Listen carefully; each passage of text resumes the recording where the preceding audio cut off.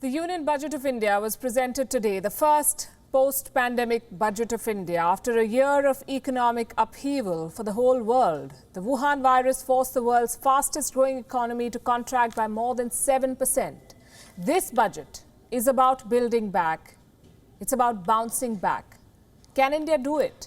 The economy is on a sticky wicket, and India's finance minister began her speech with the example of the Indian cricket team. Its expectation-defying win in Australia, in fact. From being one down in the series without their captain and a host of first-choice players, India defeated Australia 2-1. Can the economy do what the cricket team did?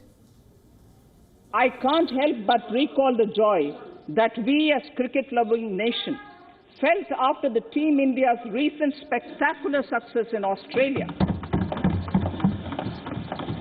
It has reminded us of all the qualities that we as a people, particularly our youth, epitomize of having abundant promise and the unsuppressed thirst to perform and to succeed. It will take a lot for the Indian economy to make a similar comeback. For one, the pandemic is far from over, and this budget is all about health. Not just the health of India's citizens, but also the health of its cities, its economy, its assets, its relationships. Tonight, we'll tell you how India's post-pandemic budget is basically about reviving the health of the country on many fronts. We shall begin with the health of India's citizens. That's focus number one and the biggest announcement of this budget. Health and well-being. India will hike its health spending by 137%. 137%. This is a big boost for India's health sector. The government plans to spend more than $30 billion this year, more than double of what it planned last year. Until now, health was one of the most underfunded sectors of the Indian economy. It got just about 1.3% of the GDP. The lowest health spending in any major economy was in India. But this budget comes with a major booster shot. More than $8.5 billion will go towards upgrading India's health infrastructure. The money will be spent over 6 years. Another $4.8 billion will be spent towards India's vaccination drive. While it remains unclear if the government wants to pay for vaccinating the entire population of the country, the finance minister did say that they are prepared to increase the funds if needed. The other big announcement on health is about insurance. The foreign direct investment cap has been hiked from 49 to 74%, that's FDI. And this is not just for health insurance companies. The hike in FDI cap will help the entire insurance sector. Well, that's about the health of citizens. What about the health of the economy? In Finance Minister Nirmala Sitharaman's own words, this is the fourth budget of India that follows a GDP contraction. The National Statistical Office projects a contraction of 7.7% in the last fiscal, that's 2020-2021. Now, India's growth has shrunk by more than 7%, so the government will have to spend more to fix this. And it is showing on the government's balance sheets. Fiscal deficit, that's the difference between the government's revenue and the government's spending, is pegged at 9.5%. So India spent 9.5% more than it earned, and that cannot be good. 9.5 is far more than the target that the government had set for itself before the pandemic. For the coming year, the government's deficit target is 6.8% of the GDP, and to achieve this, India will try to reduce government schemes. They cost a lot of money. The government is tightening its belt in some areas, borrowing more to meet the expenses in the short term while trying to control the deficit in the coming years.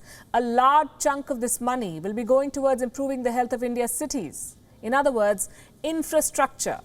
The government has made a major allocation towards infrastructure project, an effort to kickstart spending and generate more employment through government projects. The government will set up a new development finance institution. It will have a starting capital of $2.7 billion.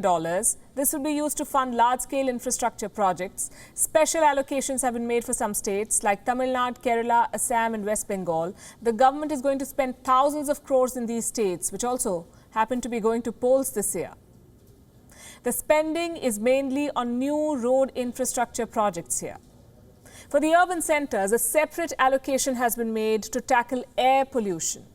More than 2,000 crores. This will be made available to 42 urban centres in India, cities with a population of more than 1 million. The centre may feel the need to spend more to revive the economy. Now, reports say the last stimulus package was less than 2% of the GDP. Less than 2%, that's for India. Other G20 countries spent a lot more, like Japan, Canada, Australia, the United States. They've all spent more than 10% of their GDP as stimulus to revive their economy. Clearly, India could do a lot more in this direction. And for that, it needs more money, which brings me to the health of the government's assets. How are they doing? The ailing public sector units. Many of them will go under the hammer this year. India has set some really ambitious targets for itself. The government wants to raise $23 billion from disinvestment. 23 billion. It wants to put some of the worst performing public sector units up for sale. It also wants to revive banks with a cash infusion. Put money in banks. Public sector banks will get 200 billion rupees for recapitalization.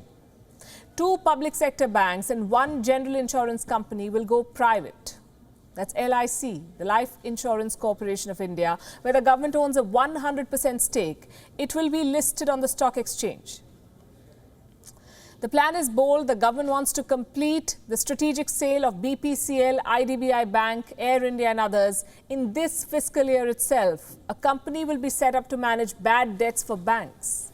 And finally, we have the budget for India's partners, the health of India's relationships.